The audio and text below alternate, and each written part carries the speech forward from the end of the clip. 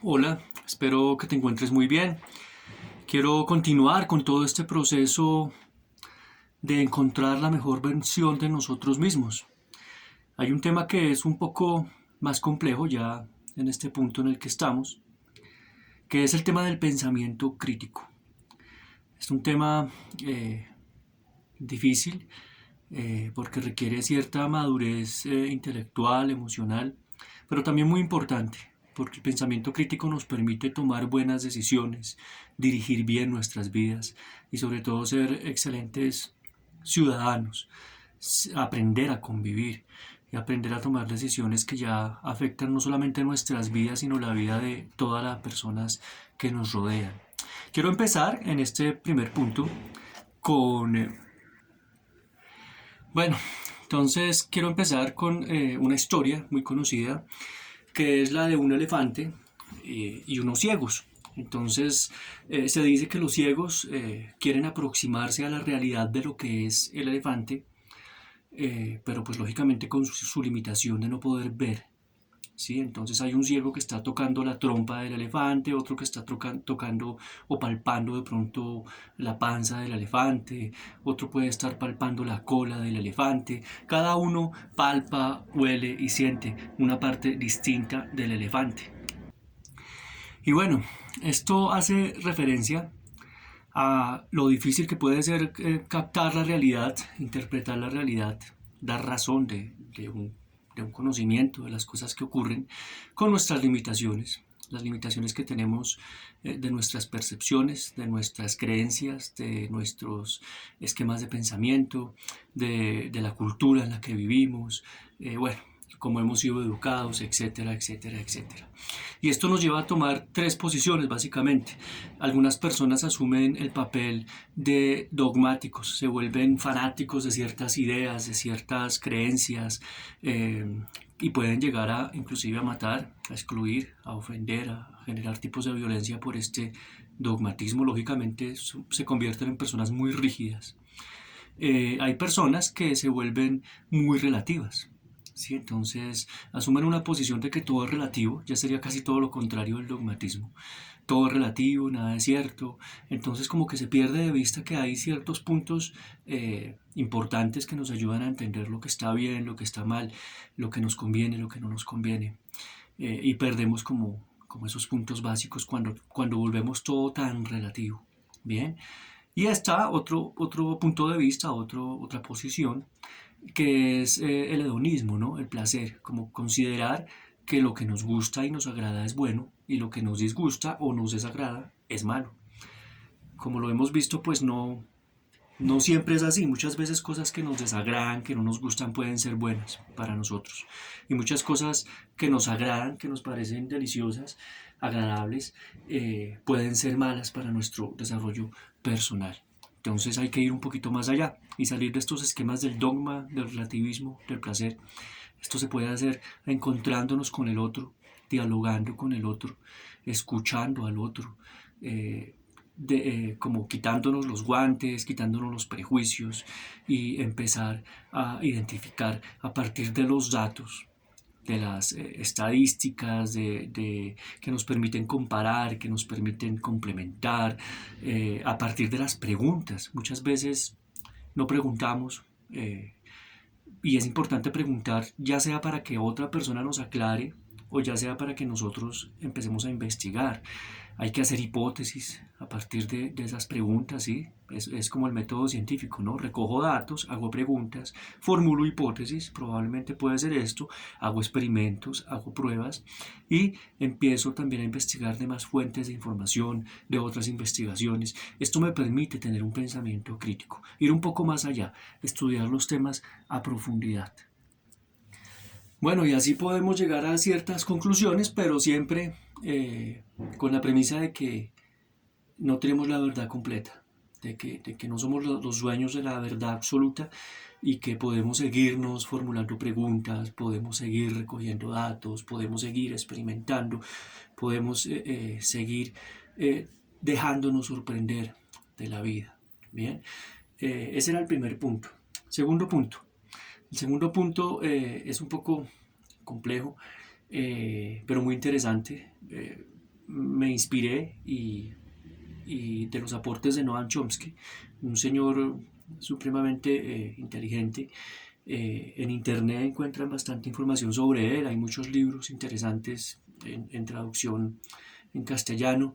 Y bueno, él habla de la manipulación mediática, de cómo nos manipulan los medios. Y veo que esto es muy latente y muy frecuente en nuestro mundo actual. Y bueno, básicamente son 10 estrategias de manipulación las que identifica Noam Chomsky. La primera es la distracción. Bien, como que siempre los medios, el poder por medio de los medios de comunicación masivos, nos distraen de lo que es realmente importante. Puede estar ocurriendo algo muy importante en el país, en nuestra nación, en nuestro continente, y nos distraen con cosas de otro país, de otro continente, o con cosas que son superfluas y que no tienen nada que ver.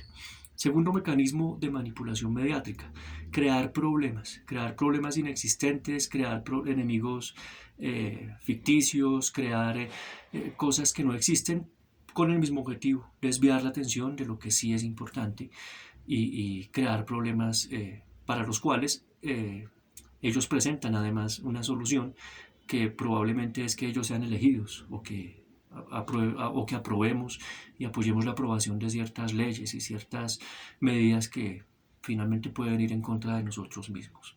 Tercero, la gradualidad es otro método y estrategia de manipulación mediática. Es no implementar un cambio de inmediato, sino empezar a implementarlo gradualmente, poquito a poquito. Gradualmente. Entonces la gente, si lo implementaran de inmediato, la gente saldría a protestar, habrían escándalos, bueno, pero si lo hacen gradualmente, como que la gente lo va aceptando.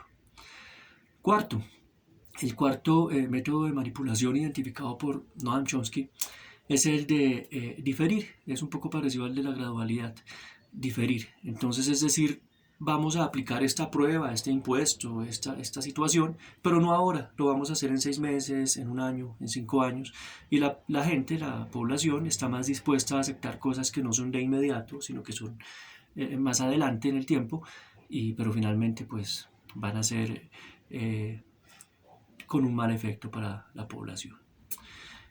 Hay otra manipulación mediática que es dirigirse a la población, a la comunidad, como si fueran niños de 5 años, de 4 años, niños muy pequeños.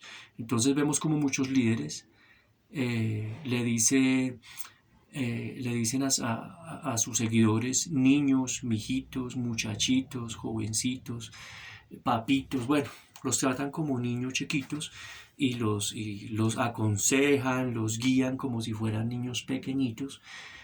Por lo tanto, este tipo de población tiene una tendencia muy inconsciente a comportarse con estos líderes como si ellos fueran sus papás, sus mamás, como si fueran figuras de protección que realmente, pues, como todos sabemos, no quieren proteger, sino simplemente sacar provecho. Sexto método de manipulación es hacer más énfasis en lo emocional que en la reflexión, hacer más énfasis en lo emotivo que en las cifras, en los datos, en las estadísticas. Entonces, por medio de los medios de comunicación, se hace mucho énfasis, por ejemplo, en casos aislados, que son muy conmovedores o que generan mucha ira o mucha inconformidad, bueno, pero no hablan de temas un poco más reflexivos, más profundos, de cuántos casos de esos hay, cuántos casos que podrían contradecir ese caso hay, no hacen mucho énfasis en eso. Y pues es muy fácil manipular al grueso y a la mayoría de la población que pues lastimosamente es poco inteligente. Séptimo mecanismo de manipulación es promover la ignorancia y la mediocridad. Y bueno, yo personalmente veo que lastimosamente es muy frecuente, por lo menos en mi país, ver que parece que está de moda ser ignorante, ser mediocre, como que es una hazaña ser un estudiante mediocre y al final pasar raspando, y eso me hace ser alguien como que sobresale. Ok, continuemos. Entonces hablaba de que se promueve mucho la ignorancia, la mediocridad, y esto se ve como algo bueno. Y esto nos lleva al octavo método de manipulación mediática. Ok, entonces el octavo es llevar esto a un nivel un poco más alto, hacerlo una moda. Entonces colocar personajes famosos, cantantes, actores, gente promoviendo la moda de ser mediocre, de ser ignorante, de ser grotesco. Y bueno, esto lastimosamente tiene un efecto muy poderoso en nuestros jóvenes que, como vemos, no les gusta el estudio, no les gusta el deporte, no les gusta nada que tenga que ver con disciplina. Todo es ignorancia y mediocridad. Noveno, noveno mecanismo de manipulación mediática es trabajar mucho con la culpa de la gente. Entonces, si estás pobre es por tu culpa, es porque no le metes ganas, es porque no eres trabajador. Si en tu país no hay buen servicio de salud o de servicios como el agua, como no sé, servicios públicos, es tu culpa, es porque tú no trabajas, es porque tú no haces nada por salir adelante, es tu culpa. Entonces, a partir de esa culpa, pues la gente termina aceptando situaciones que no analizan, que no comprueban, que no estudian, y terminan aceptando estas figuras paternas, parentales de las que les hablaba, que los tratan como niños, que hay que castigar y bueno. Entonces, ese es un mecanismo muy usado, la culpa. Y el décimo mecanismo de manipulación mediática identificado por Noam Chomsky, vuelvo y repito, los invito a que lo estudien, a que lo investiguen, muy interesante para esto del pensamiento crítico, es conocer a la gente más de lo que la gente se conoce a sí misma. Por eso el primer punto de este proceso de encontrar la mejor versión de ti mismo consiste en conocerte súper bien, conocerte muy bien, identificar tus defectos, virtudes, etcétera. Todo lo que vimos en el módulo 1, en la sesión 1. Pero lastimosamente la gente del común no se conoce, no hace nada por conocerse, pero los entes de poder sí que los conocen muy bien por medio de todos los mecanismos que conocemos en redes sociales, etcétera. Saben muy bien cuáles son tus gustos, qué música te gusta, qué comida te gusta, qué personas te gustan, qué te gusta hacer, qué haces en tus tiempos libres, etcétera, etcétera, etcétera. Y a eso pues le sacan un provecho. Muchísimas gracias. Este tema del pensamiento crítico es bien extenso, bien interesante. Por favor, investiguen. Y bueno, la filosofía siempre va a ser un aliado importante.